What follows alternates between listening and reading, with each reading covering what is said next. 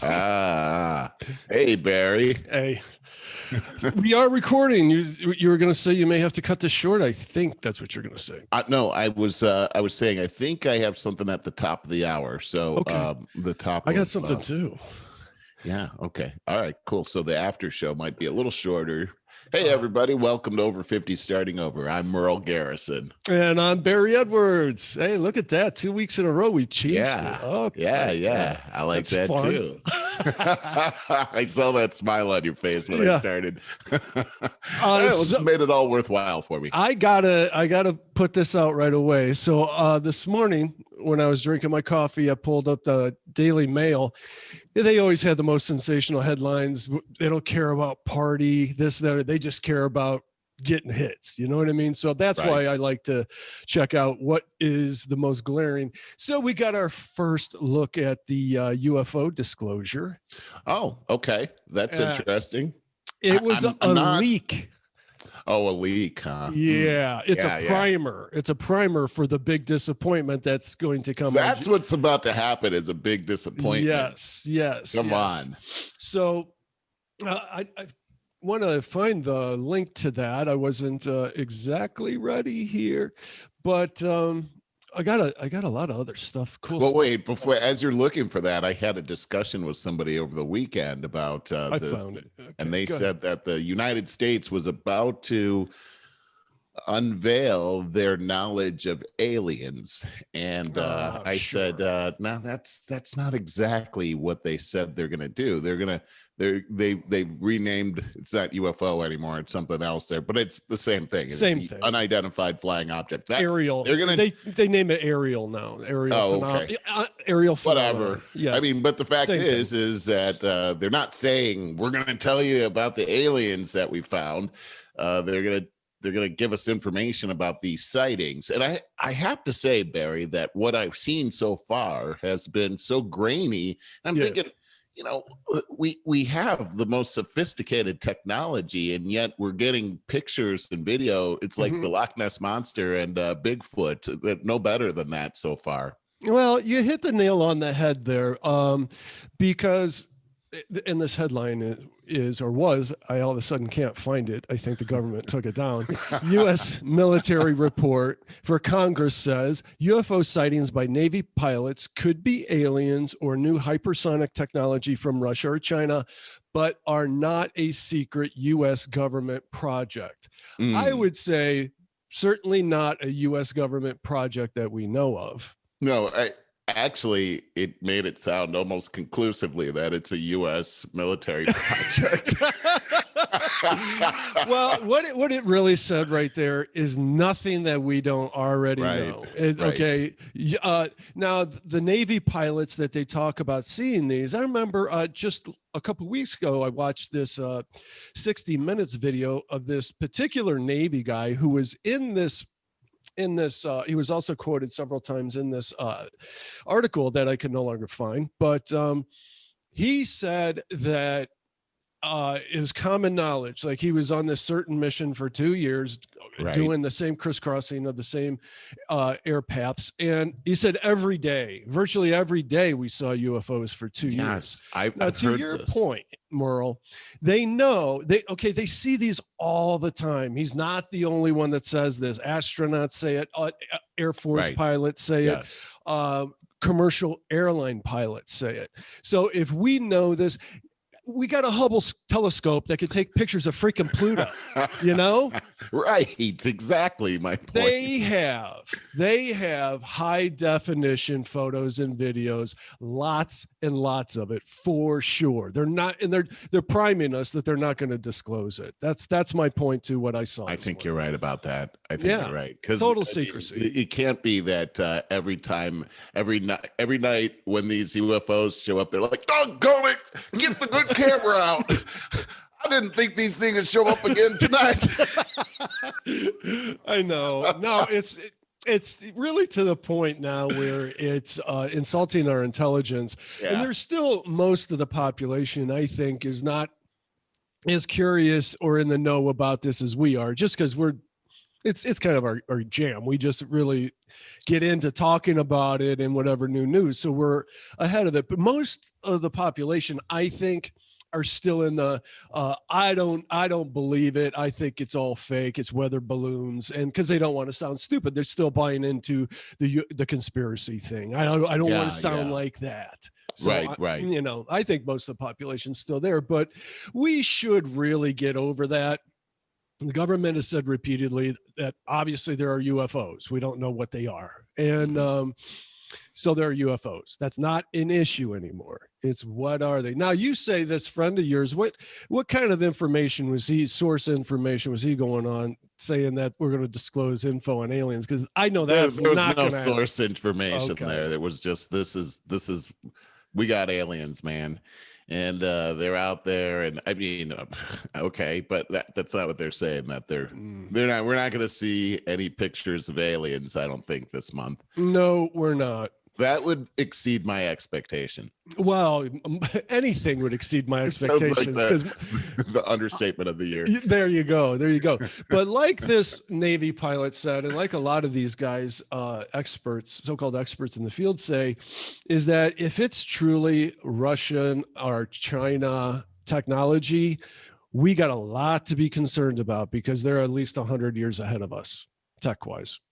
Yeah, and that's the scary part, right? That is. I'd rather it be aliens.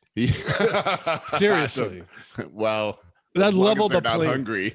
I always say anything that is that advanced. First of all, if they had any malevolent tendencies whatsoever, they would have already done that. We would have been already wiped out. But, for sure. Maybe they're waiting for the rest of the crew to show up. You know, they could be several light years away. I don't know. Yeah, I'm being don't facetious think so. right now. Sure, yeah, sure. I think that the chances are very high that this is that there is some development. I wouldn't even say it's a nation that's developed this. I would say we have to be careful of. There are very intelligent non-government organizations that are out there. We talked about a shadow government last week, I believe. That's a possibility. But then again, you have to take a look at China as well and the investments that they've made in technology. Although this has been going on for some time, so China is really kind of a newcomer to that kind of technology. You know, here's something I thought about, Barry, is that I mean, this isn't new. They had Project Blue Book back in the 50s. And now they're just now coming out with this. And I realize with the higher technology on the radar and all that could be possibly why this is all happening. I don't know. But it could also be that if I'm the military, I don't want to show my hand on this kind of thing. For sure. And so if I'm developing something like this myself, or I know about this, and now I'm kind of have my feet held to the fire to come out with information, it seems to me like the best tactically, I would want to put misinformation out there, they have throw off my enemy in any kind of way. So sure. I think this is, I think we should be very prepared for nothing. Agreed. You know, I always come back to, I don't know how many people know about this, but I think it was in June 1954 that there was a photo that made international acclaim in the newspapers of these, I think it was 3 UFOs right over the Washington Capitol. And, so internationally, people are like, whoa, what the heck is that? I think that's when the term flying saucer got coined. No, it had to be before that. When was Roswell? Was that like 48? Something like that? Somewhere back in there. I mean, yeah. And that was a clear cover up because the news reports for the first 2 days of that were all about flying saucer, recovering a flying saucer. They don't know what it is and so on. And then once they cleared everything out and all the men in black came out and all that stuff, they changed the whole story and put a lot of disinformation out there, weather balloon stuff and all that. So I'm I have no way of being sure, but I really do believe that Roswell was an alien craft, or at the very least, it was a very covert military craft experimentation. Could have been.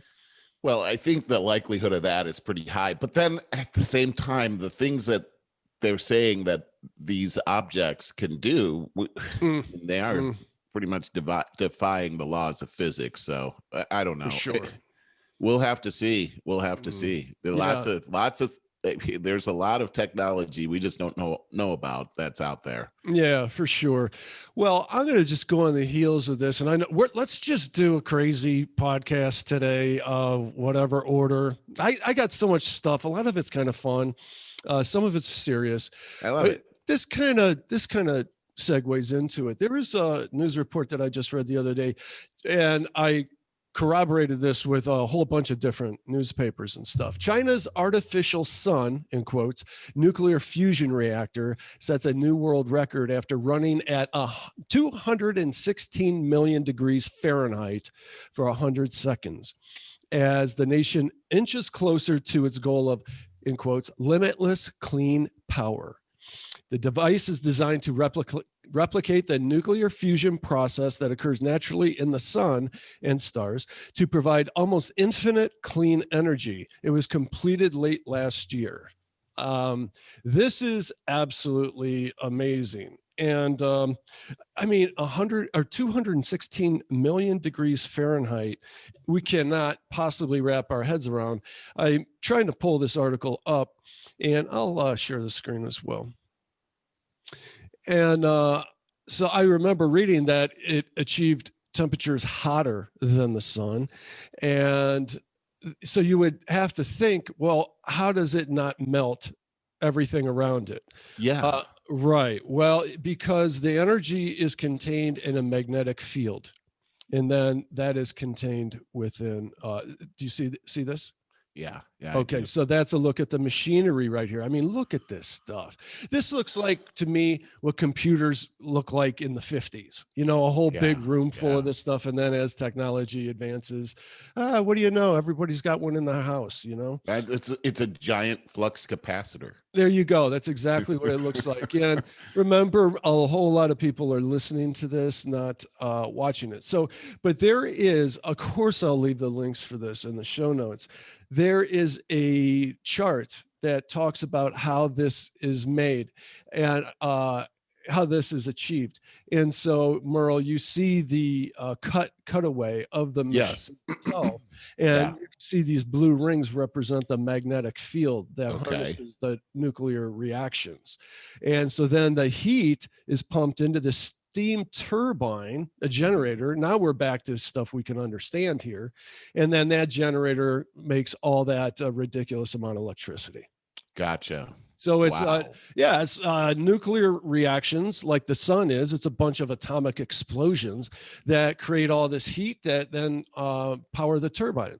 And I have to say that this sounds brilliantly terrifying. Well, especially since it's China, because this thing's going to blow, and it's going to for sure blow up half the Earth. I mean, come on, they built a sun machine. I mean, we're talking about something that you're right. This has even the picture is terrifying. I mean, what the heck? That is that. No one should have this. Is what I'm saying. I mean, this. When we think about what happened with 3 Mile Island and Chernobyl, I mean, that's nothing compared to what this thing could appear to do to us. And China, they cut corners on everything. They just gave us the coronavirus. Now they're going to blow up the planet. Well, I mean, I can see a big "Made in China" sign on this thing. A sticker on the side. Yeah, exactly. Yeah. And then I almost hope that this is a lie. I mean, because these guys, I said, I corroborated this with a whole lot of different sources. No. What I'm saying is, I know of course they're saying that because China tells you what they want to tell you or what they don't want to tell you. They have everything is closed over there. You can't go over there and say, "Oh, let me see your flux capacitor." Sure. Show that to you. Let me just read, we got it back there, but you'll never see it. There's a 3-step process here. I'm just going to read quickly. Number 1, the fusion reactor heats hydrogen fuel to 216 million degrees Fahrenheit. Many times hotter than the sun's core. That's you can't fathom Yeah, that. how Can't fathom that. A Wow. magnetic field keeps the hot gas away from any surfaces inside the reactor, which would otherwise melt instantly. So there's that question answered. Number 2, hydrogen atoms fuse together, creating a new element, helium, generating energy that can be used to heat water in a steam turbine to generate the electricity. That's what I explained a second ago. Holy And cow. finally, the new exhaust system cools the exhaust gas, helium, down to around 572 degrees Fahrenheit. Oh, a cold spell. Wow. Right. I mean, so basically this thing is a container for a hydrogen bomb that just keeps going off. I would say like thousands of hydrogen bombs. Yeah. Yes. It's just like I mean, have you ever seen any of those old films of the hydrogen bomb tests? Yes, of course. That's unbelievable. That's like when they talk about aliens coming around. They always talk about, man, you set off a nuclear explosion and you're going to see UFOs. And that's when you say that. Have you ever seen that? Yeah, that makes me definitely think it's so bad I don't have words for it. Well, the fact is that we know about the atomic bombs that were dropped during World War II. Mm-hmm. And those weren't hydrogen bombs; those were atomic bombs, and you saw the damage those did. But these these hydrogen bombs are hundreds of times more powerful than these bombs that were dropped in World War II, and they've blown up entire islands that are not there anymore.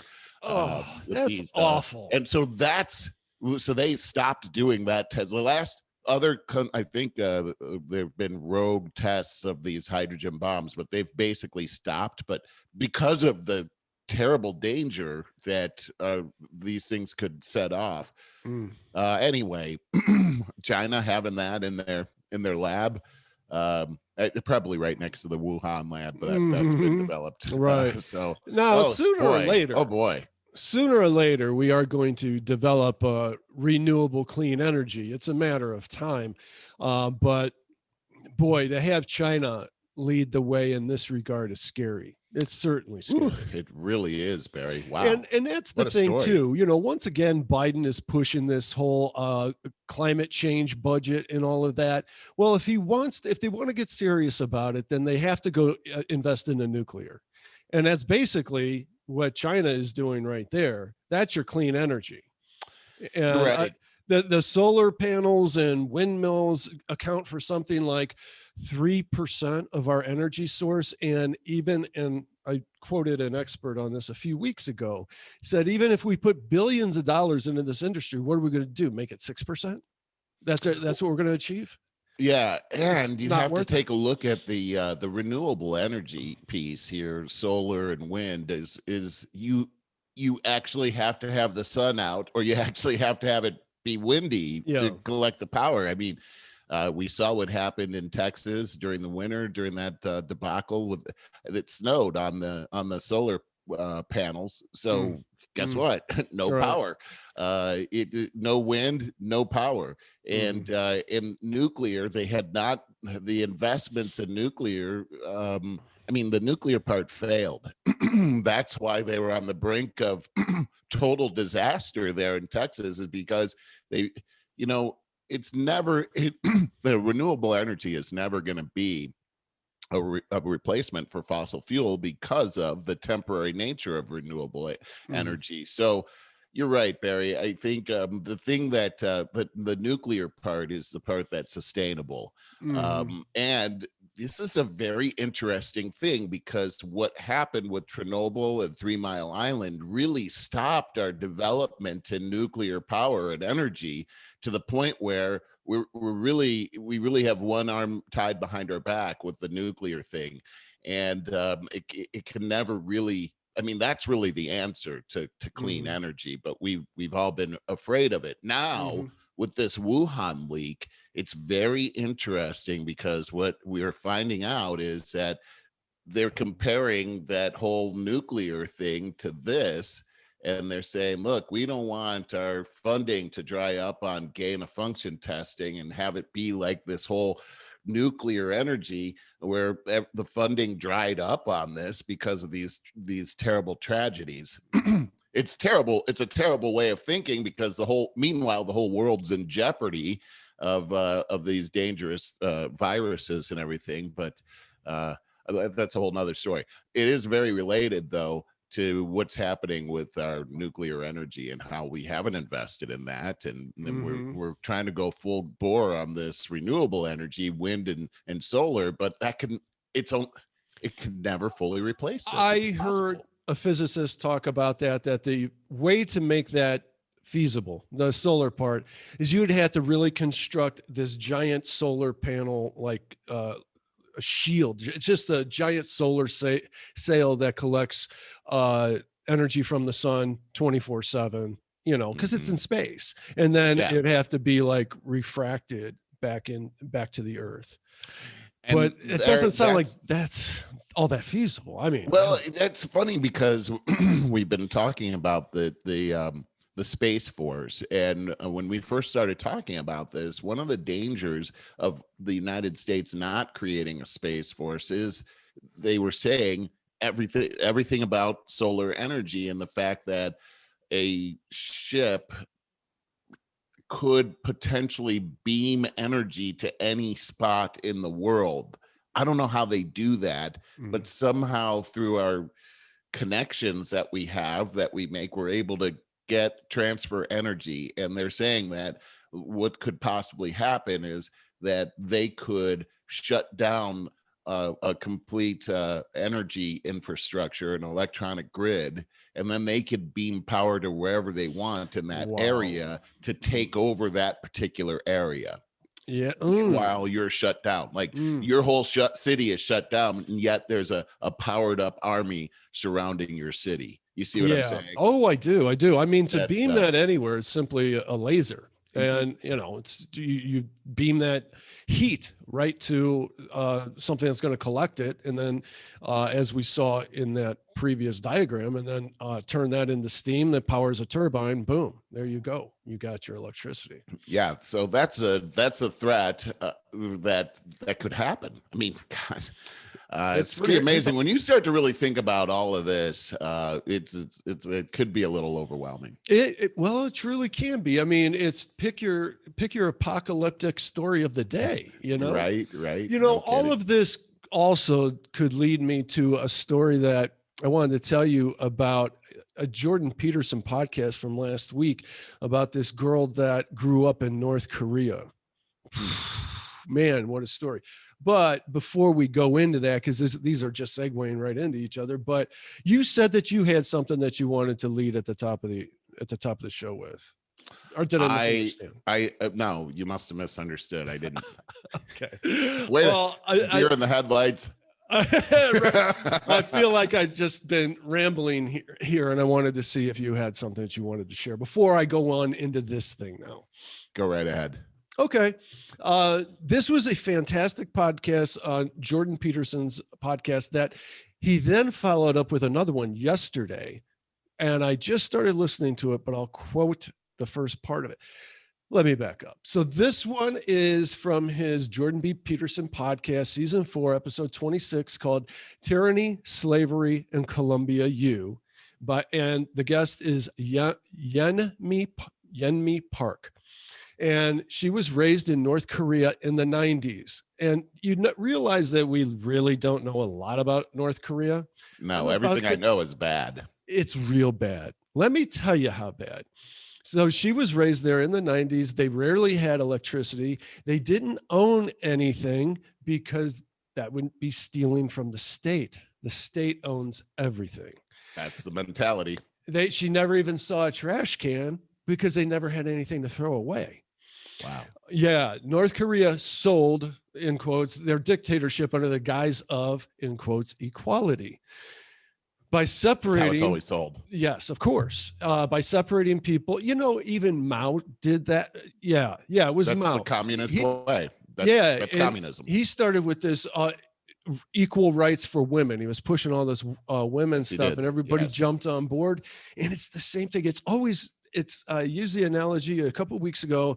It's a stepping stone. It's like a quick jump on that rock to get to the other side of the river, which is tyranny.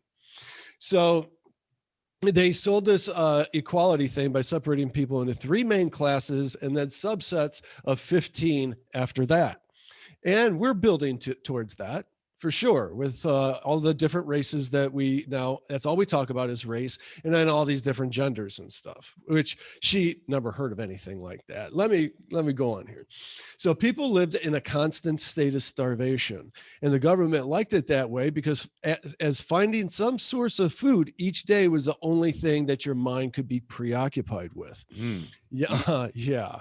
Yeonmi and her sister would spend up to 3 months at a time by themselves, eating bugs, dragonflies, grasses, and bark to stay alive, because their mother would have to go places for long periods of time to go work. And I mean, they would maybe make about $2 per month.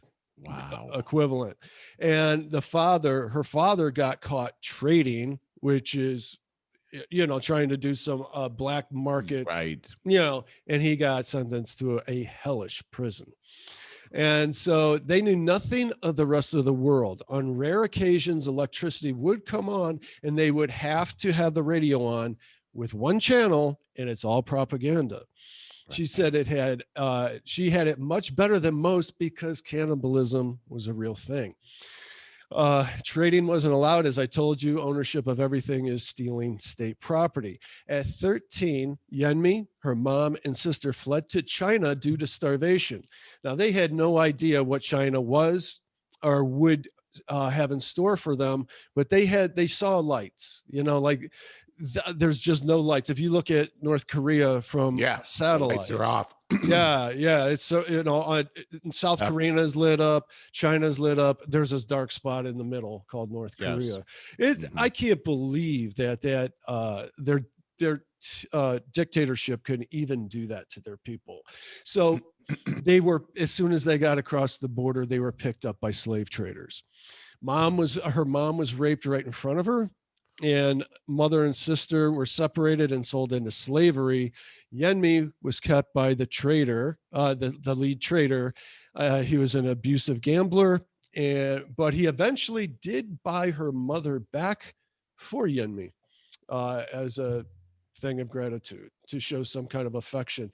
Yeonmi talked about him for a while, and she called him extremely abusive, but at the same time, he did show acts of love. He also when her father got out of prison, he paid for her father to come live out his last couple months with her. And so but she said he was not the same at all. Of course. Yeah, he was not even there. He wasn't present. Right. So I'm just summarizing this podcast because I would like to encourage people to go listen to it. It's about 2 hours. I'm about halfway through it, and it's really eye-opening. I'm just skimming the top of this here. Yeah. All right. So somehow, which I don't remember how she explained it, because there's a bit of a language barrier. Her accent is very thick. There's parts that I didn't really catch as she was talking. But she wrote a book about this, and that's how Jordan Peterson he read the book, and he's like, oh my God, I got to have this girl on the show. So somehow her mom and Yeonmi made their way they did not find her sister at this point, and they made their way to South Korea, where Yeonmi worked super hard to get educated, realized she had no education at this point. She didn't know what was going on in the world whatsoever. And she worked very hard, very hard. That's all she did was study and everything. And she got discovered and was offered a part on a reality TV show there in South Korea, which she didn't want to do, but her friend convinced her, because all she wanted to do was find her sister. Mm-hmm. And her friend convinced her to do it because it's super popular in China, and her sister would probably find her. And that's what happened. They got reunited because her sister found her on this reality TV show. Oh, is that right? Yeah. And she said that her part was to play a Paris Hilton-like character from North Korea. And she said that was just the dumbest, most ironic thing, because there wasn't a Paris Hilton-like person from North Korea. No. Right. So it's What a silly thought. A Paris Yes. Hilton in North Korea. Yeah, she said it's those kind of reality shows there are super simple, and you have to get a character that is super simple, simply defined, and just play that character. So anyways, she takes some kind of a scholarship that takes her to Columbia University. She became completely disenchanted. Now remember, she is just all about learning at this point. She's soaking it up like a sieve. She's reading everything. And so she got this chance to go to Columbia University. I think that's upstate New York. And it's in New York City. Oh, is it in New York City? Okay. She became completely disenchanted with the PC culture that permeated through every class she took. She wouldn't recommend college to anyone. This is an Ivy League school here, you know? She wouldn't recommend university to anyone. It's completely worthless, and it's a brainwashing session. Wow. Wait a second. She's from North Korea, the home of brainwashing and oppression, and she's saying to stay the heck away from Columbia University. Not all universities. All. Because of the wokeism that is being taught in there and indoctrination. This is kind of where the point is coming. She went as far as to say we are committing national suicide as a nation with what we're doing, starting at the school level. We talk about all the time. I agree about the critical race theory that they're just shoving down our kids' throats. Think of the anxiety that's putting into our young kids and dividing them up at an early age and teaching them to hate each other. It's or to be ashamed of them. Oh, it's awful. Terrible. So she sees this, and you cannot pick a more unbiased point of view, a blank slate of a person to witness this. And it's amazing to me, Merle. I know that we talk about this every show, and I'm sorry, people, if you get tired. I want you to get pissed off about it. This is destroying our country from within. It is. And it's happening quickly. As she says we are committing national suicide. She sees, as she said about dividing up into classes, she pointed out all the ways that we are falling right into this Marxist thing that's going to put us right into a dictatorship. And I think people can't really wrap their heads around that in this country. I don't think that we're properly educated, to say the least, to wrap our heads around it. No, we don't know what Marxism is. We don't know what fascism is. We call, oh, you're a fascist, you're a Nazi. Throw it around. We don't even know what that is. Right. And yet the mechanisms of fascism and communism are happening all around us, and we're completely blind. We're that frog in the pot of water that's slowly heating up to a boil, and we're just like, hey, something smells good around here. What's cooking? You know, like Bugs Bunny. That's really what's happening. And Barry, you know, when you take a look at what's happening right now with this whole thing around the virus, and I'm going there right now because I think this is very related to what you just said. And you take a look at what's happened with our news media, Barry. I think that's the real story here. Of course, what we see, I've always believed that this escaped from the lab in Wuhan. I think you and I both agreed on that for a long time now. The evidence seemed very clear from the beginning when they wouldn't let us go there and check it out. A lot of fishy things that were happening here. But now when I start to hear what really happened and how Dr. Fauci was involved with this this company Echo Health Alliance and Peter Daszak over there, and how they were communicating with each other about the gain of function testing they were doing in Wuhan. And then we had sponsored that, and how Dr. Fauci had categorically denied that we were doing anything like that nearly a month ago. This entire time, Dr. Fauci has been saying that it's impossible that this was, it was certainly not something that was created in a lab or escaped from a lab. And here's the thing, Barry, here's what I found out, is that this Peter Daszak, he's the CEO of Echo Health Alliance. When this whole thing happened a long time ago, or a year ago, of course, Fauci came out and said, hey, you know, this isn't, it's not looking like this came from a lab. And he referenced a peer group of 27 very, very well-known scientists that were vouching that no, all of the evidence is showing that this was not a created virus. Well, it turns out that this group of scientists were handpicked by Peter Daszak, who is the head of the Echo Health Alliance. And he is the guy that was directly doing the gain of function testing and knew all about it, probably knows exactly what happened over there. And he's got a vested interest in not saying that, hey, this thing we were testing out got away. So he got these scientists, his buddies, together to say that it didn't happen that way. And now we have an email from one of his partners that says, hey, I want to sign on and be one of the scientists too. And he's saying back to him, no, we're too closely allied together. And I don't want this to look like it's coming from me. Okay, so you know that that's looking pretty fishy right there. Mm-hmm. Our involvement there and our possible knowledge the whole time that this escaped from the lab that we were testing. And then we find out that we see memos now from our own State Department that are saying, hey, do not investigate this Wuhan lab theory that that the virus escaped from there, because this is going to open up a whole can of worms. Mm.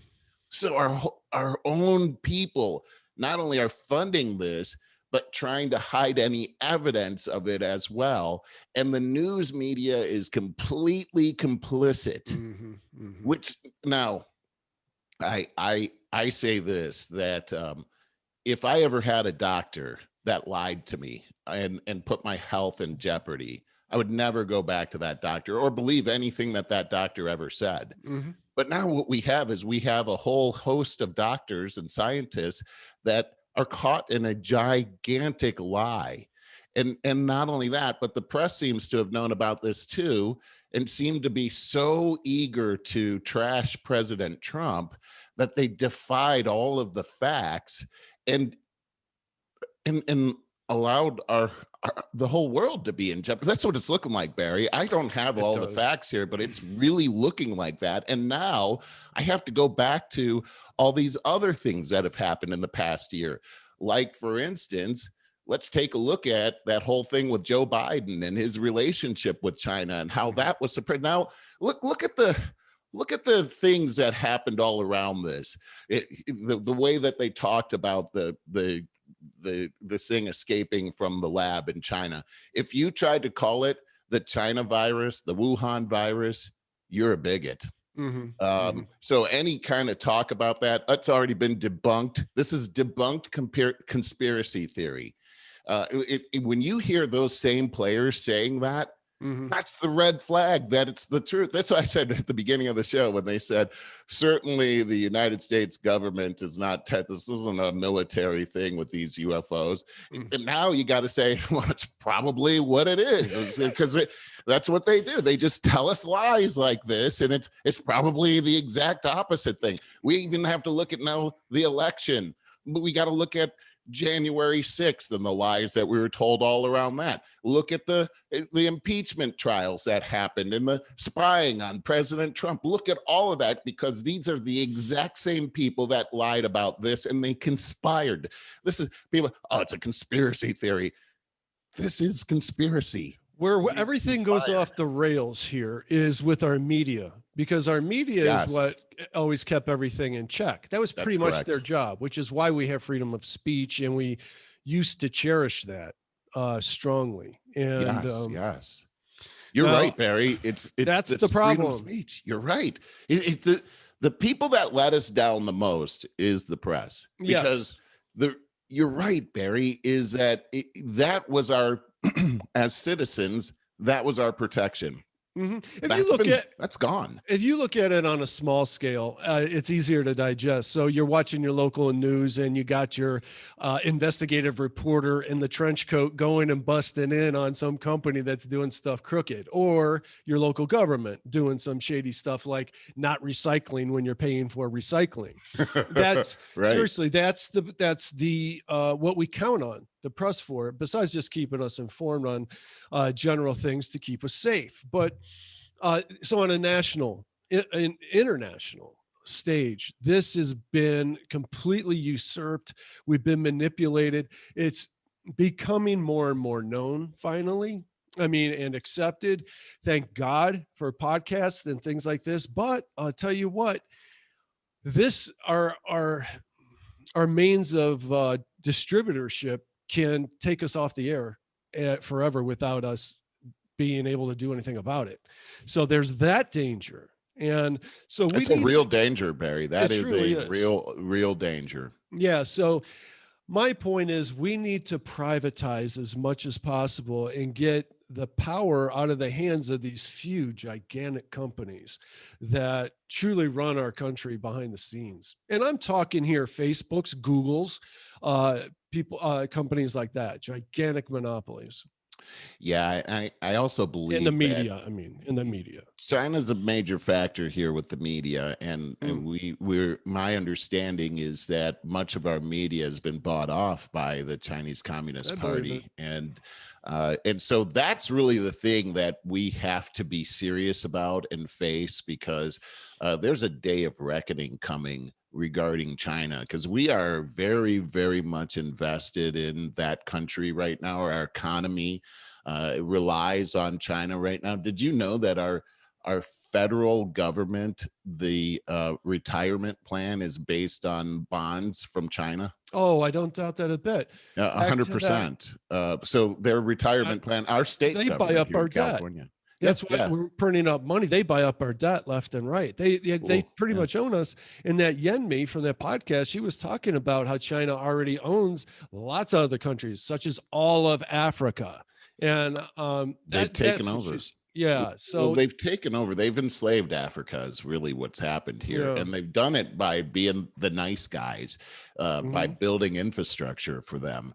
And that's their trap. That's how they've been doing it. And they basically own that place now. It's pretty crazy how all of this is all coming together. And we've really got to be serious about this, and serious about pulling. We need to divest from China. We can't rely on the Chinese supply chain either. Remember what happened and how scary that was with our PPE. And it turns out, China makes all the PPE, and suddenly our pharmaceuticals. Right. And let's go back to that for a second on the China thing.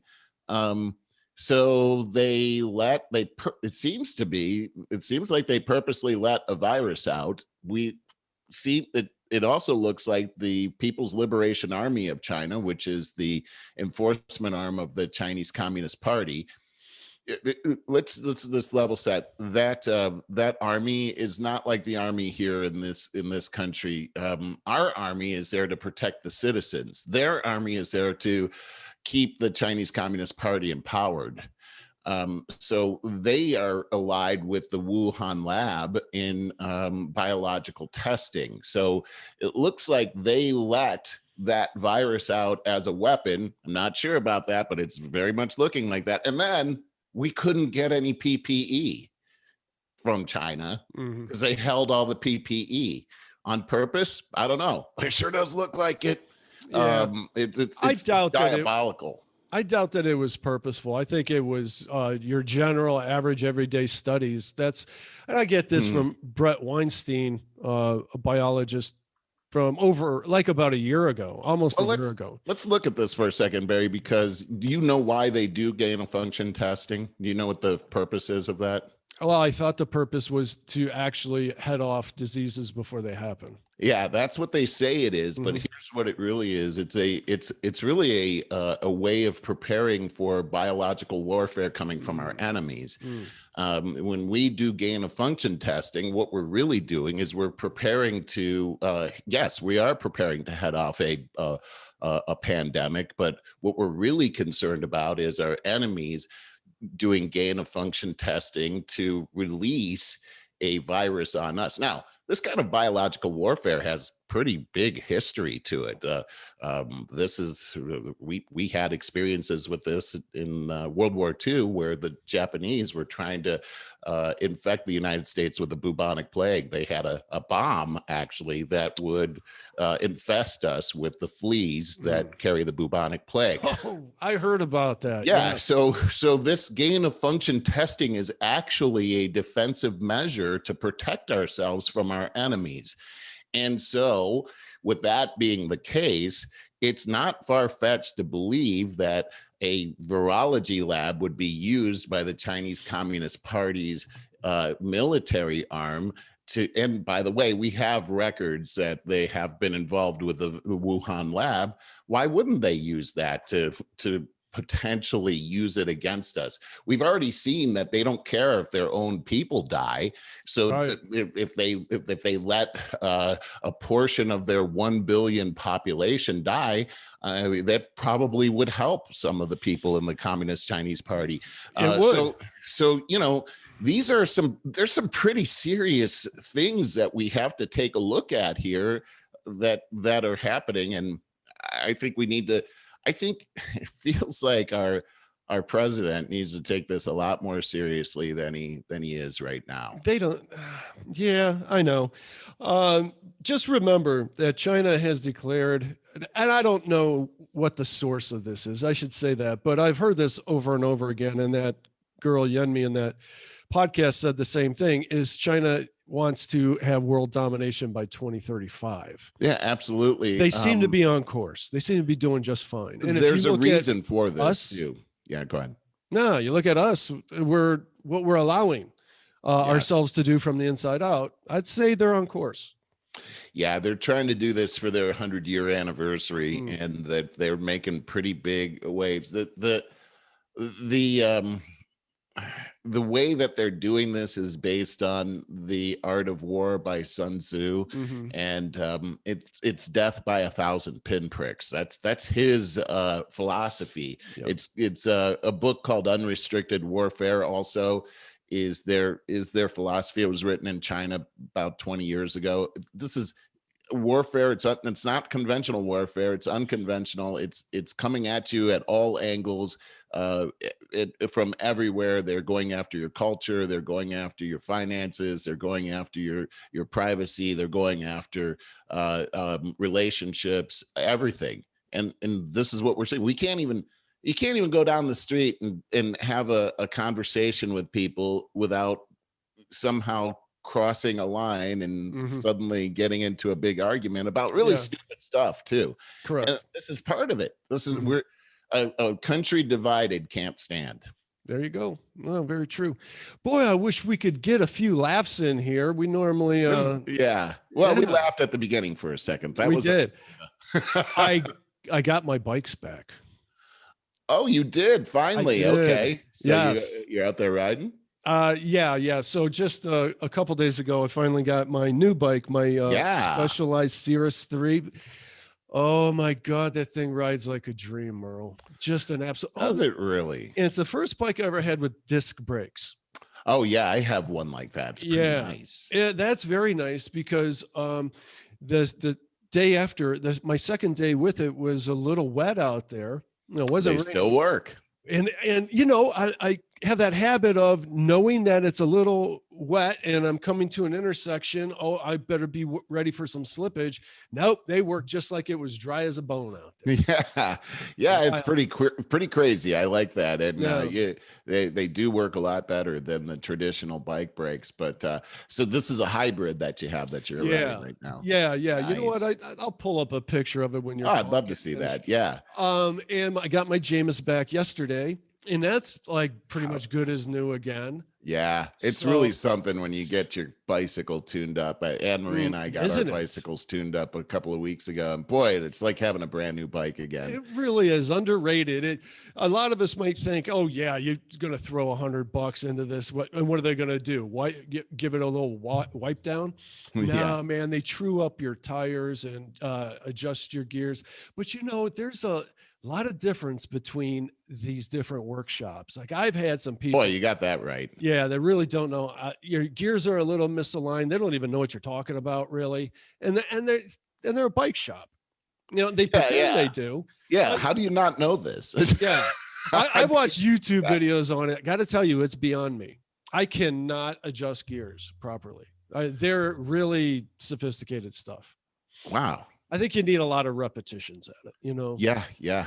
No kidding. And truing up those tires, adjusting those spokes. No, don't do that. Yeah, what's that? That's a science right there. That boy. is, yes. I took a class on that one time, and then I did at the bike shop at Kent. They had that wheel and wrench over there, and they did all these workshops over there. And I tried to learn how to true up my spokes, and I almost ruined my bike.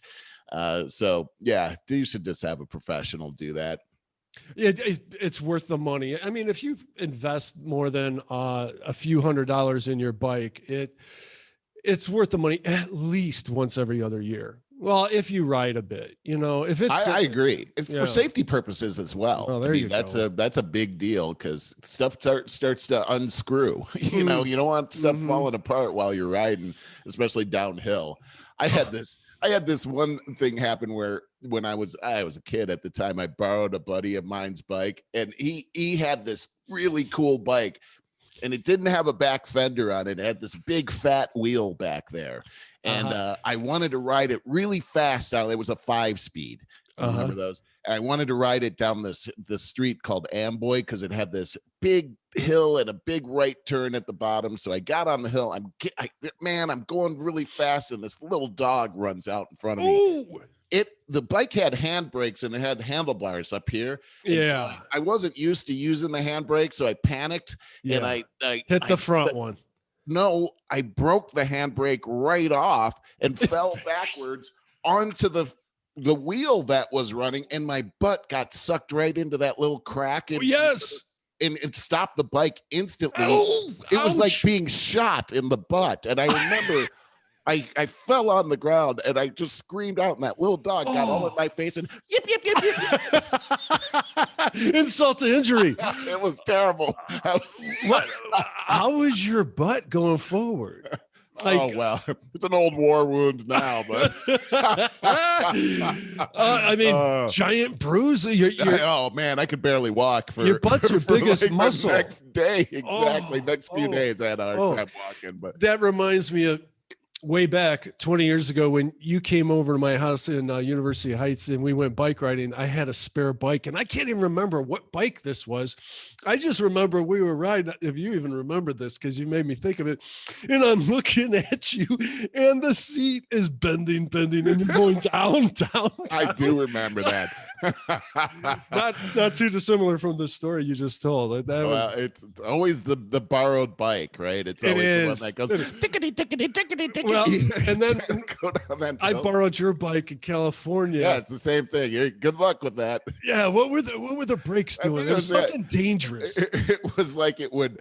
I think it would like suddenly just jolt and stop, like something like that. I forget what that was, but it was something. Whatever it was dangerous. It was dangerous. And I was just talking about that last night about how we wrote. I was saying to Anne Marie how happy I was that we were able to ride through Venice Beach together, because, dude, if you try to ride through there now, you'll probably be killed. I've heard it's sick over there. It's like mentally deprived. Like they're like crazy people. They're people that just I wouldn't ride my bike through there today. I heard it's very dangerous. And speaking of that, I had some news articles that I had queued up here. One of them before you do, because I want to get off this part of my notes, and because I got other stuff, I just want to finally say about that Yeonmi podcast on Jordan Peterson's. Of course, I'm going to save the link for you. She said, as soon as she got into that university, that she was asked immediately what her pronouns were. And she had no idea what that was. And when she was told, she was just appalled. She said, she was also told that if you get triggered by something a professor says during class, you're allowed to leave immediately without being penalized. And she's like, I'm a rape and starvation survivor. And people here in this country don't realize exactly. And so Rex Murphy was interviewed. This was yesterday's podcast, season 4, episode 27 of Jordan Peterson's. And he's a highly respected journalist and scholar from Canada. Brilliant guy. I'm only about 45 minutes into this podcast, but right up towards the front of it, he was Jordan told him about the Yeonmi and what she said about the universities. And he said, oh, absolutely. He goes, universities used to be a haven of knowledge. Then everybody was so prideful to be a part of it, to be a part of passing down and adding to the tradition of the knowledge being passed down. And he says, now with the postmodernist thing, and, postmodernist, all it is now is like, oh, Christopher Columbus. Well, we dug up some dirt on him. So all of that is BS that you were taught. Right. And they do that with every subject and every historical person. That if you read between the lines on this, this person's sexist, and therefore it is not valid. The whole, what is that, 1619 thing? Rewriting it's history. terrible. Yeah. That's all postmodern crap. So now you're not supposed to believe anything. And as he says, the problem with that is it doesn't matter if you can find a way to turn some dirt, dig up dirt on somebody or something historically, but what we're losing is the tradition, the information behind it, the lessons behind it. The Bible is full of nothing but gigantic, profound lessons. But if you try to discredit it, it's the whole thing. But he says he agrees that do not go to a university unless you're going there just to study science. Go to a trade school or just go out on your own. And today we can get so self-educated on our own with the internet that, I got to say, I think universities are committing suicide themselves. They really are. It's really an interesting thing that she had to say is that the country is committing suicide. But you look at what's happening with the young people today, and Anne Marie, by the way, she's all over this. So doing lots of research on what's happening in our educational system today. It's appalling. And just a lot of concerns there, and just you can indoctrinate an entire people that way just by doing it through the educational system. And you try to talk to people that are freshly out of college, and man, they're I'm brainwashed. telling you, it's really difficult to have these conversations about what's actually real. They're not preparing these people for what the world is really like. Mm-hmm. They're preparing them for some type of an ideology. It's like a cult, really. But it's really turning out some very weak people. And Barry, it's interesting that the Pentagon this week came out and defended their stance regarding this critical race theory, and they feel that that the military needs to be trained on critical race theory. See, the Pentagon declares diversity training essential in defending the nation. Mm-hmm. And when you take a look at this, what they're teaching people is that through this woke ideology is that white people are inherently evil. And so when you take a look at our military, based on our population, the majority of the people in the military are white. And so now you're teaching them that they're inherently evil and they're supposed to defend our nation. But don't you think that is going to cause a psychological conflict? That, wait a second, if I'm inherently evil and most of the people in my country are inherently evil and I'm supposed to defend from evil, shouldn't I allow myself to be annihilated and maybe even allow the country to be annihilated to get rid of evil? I mean, this is a terrible, paralyzing lesson to teach our fighting apparatus. Here's yet another lesson from Yeonmi's podcast there, or her book that she wrote, is that what a dictatorship does like that is they will punish 3 generations of your family if you cross them. And so if they when they took over, the landowners were the evil people because they own the state's property. Yes. And so they would punish generations of that. What are we doing now? There were slave owners generations ago, and we are punishing white people now. Now, what we don't realize is that after slavery, it was white people that led the way to abolishing slavery, something that still takes place all over the world, mind you. Yes. And in the sex slave trade that goes on currently today is absolutely appalling, and we don't seem to talk about that. But so it's depending on how you got to really take a big leap, a big stretch to punish white people for slavery of generations gone by. You do, because it's much easier common sense to say, oh, well, white people played the largest role in abolishing it. Barry, on that note, California launches Reparations Task Force, and this is interesting because this is the most interesting thing. I haven't seen this one before. Is that state lawmakers have zeroed in on homeownership as one of the many ways to close the wealth gap between Black and white Californians.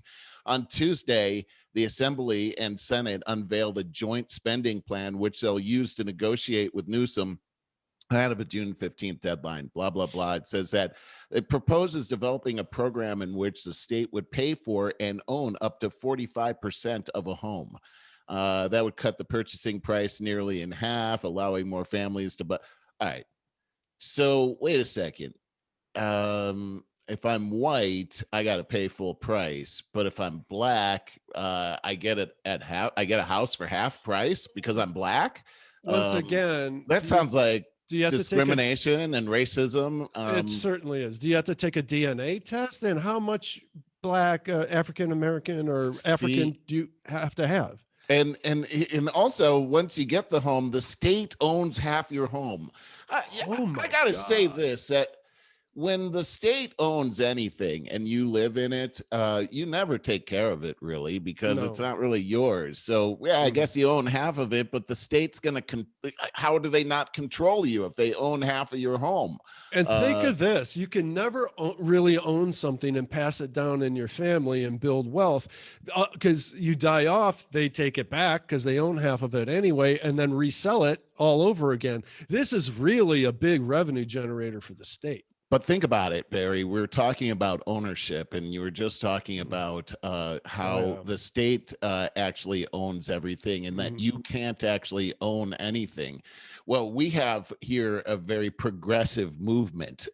Progressive. It's sort of the frog in the pot that I talked about earlier. The heat just keeps progressively going up. Hey, we'll start out at 45% of your home, but before long, we're going to own you. And look at what happened to the housing debacle back in the early 2000s when we did the subprime lending, and we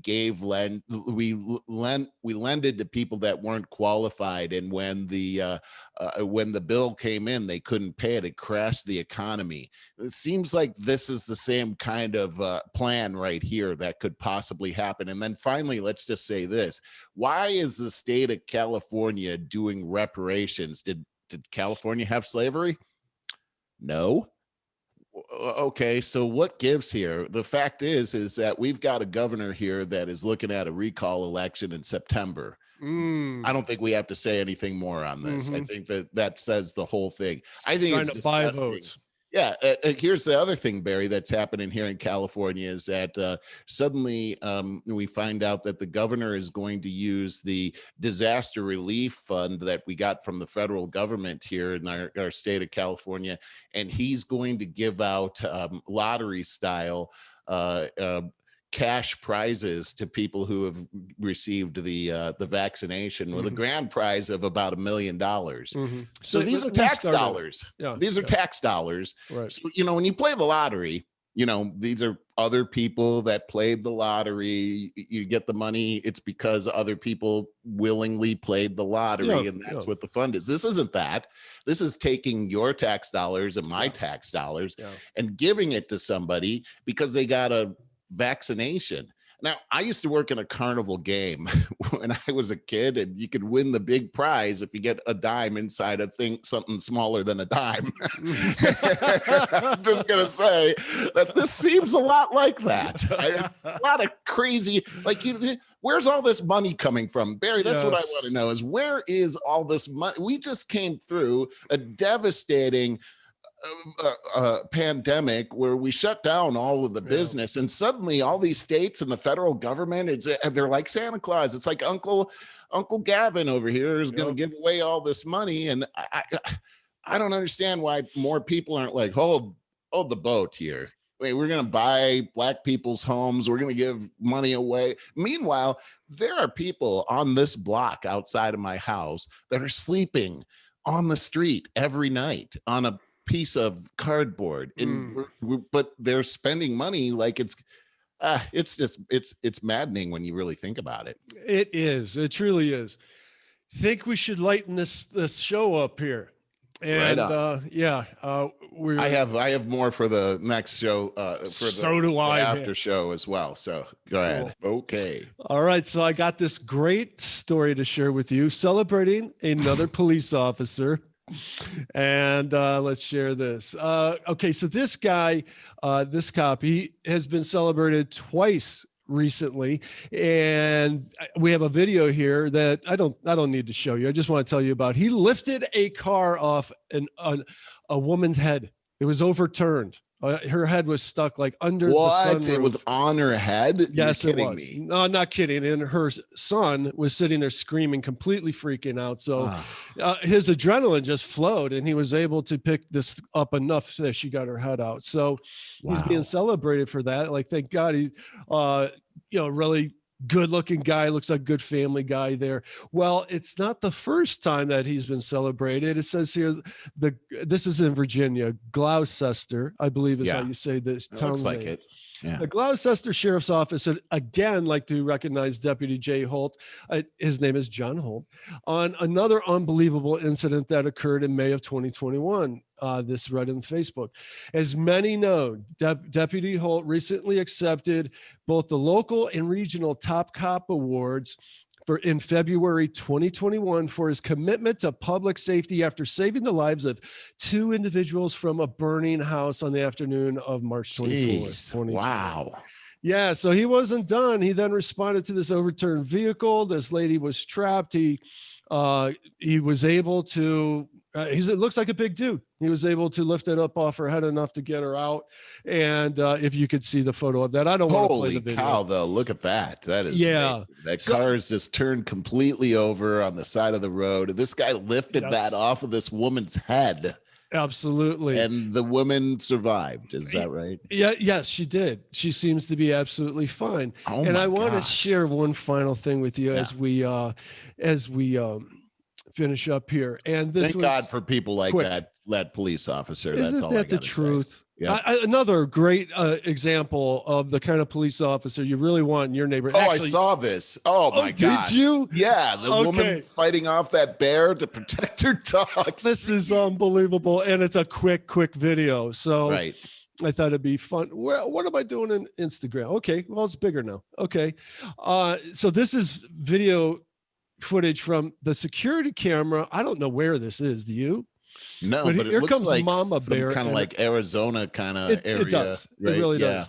Mama Bear with her cubs crawling, walking across this brick wall, and it is swiping at the dogs that came over, freaking out. These are little food. Oh, got that little one. He got that little one. He did, and he was going to take it. Yes, he was. And this little woman, came over and pushed this bear off the wall. And in a moment of adrenaline flowing like most likely you or I would do the same. But then when your senses came back, you would be freaked out. I mean, come on. This is a mama bear with its cubs. Think about that. The most dangerous bear that could possibly be is a mama bear with its cubs. And this woman I know she didn't think about it. She just reacted. Right. That mama bear had her little dog. There was 2 other dogs there too. But boy, he got that little dog at the last second, and she pushed him right off, and the bear let go of that dog to hold on so it wouldn't fall off the wall, which it did. Boy, that is really something. That's wild. All right. Yeah. Hey, we got to sign for off. Her, by the way. And for the after show, I'm going to separate it out again, and I'm going to, with both the audio and the video, I'm going to release the after show on Monday. Okay, good. Yeah, start making it simple. And guys, if you're ever confused about how to find it, just go to over50startingover.com. It's right there. Our original video will be right there. And boy, I just had a thought. How am I going to share the link on the post of the after show if I don't release it until you can't. You got to send it out separately, right? There's no. I do. I gotta post them both today. But the links will be there right on the homepage. Bookmark Over 50 Starting Over. or you can do what I do. Just subscribe to your podcast and it comes up as it drops. It's the easiest way to do it. Oh, yeah, but if you like video, then just subscribe to the YouTube video channel. But you should also turn on notifications, which I know you did because you mentioned that you do. Yeah, I like that. Yep. Yeah, that's the little bell, Yeah. So we got a million ways to reach you. You just gotta look for it. Jump in. Yeah. All right. See you next week, everyone. All right.